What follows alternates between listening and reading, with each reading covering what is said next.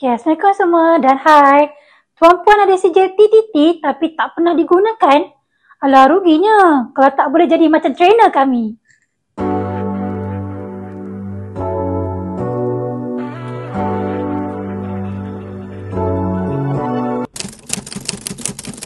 Okay. Ciri yang pertama, berpengalaman lebih daripada 10 tahun dalam bidang pembinaan, khususnya dalam bidang IBS, civil engineering, bangunan dan struktur atau mechanical dan electrical.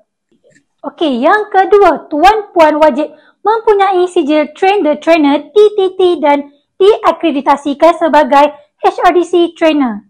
Nombor 3, mempunyai minimum kualifikasi diploma ke atas dalam civil engineering, mechanical engineering dan sebagainya.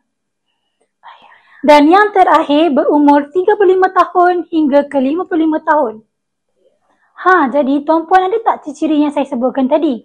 Kalau ada, boleh hantarkan CV yang terkini di email yang tertera atau hubungi kami di nombor yang berikut.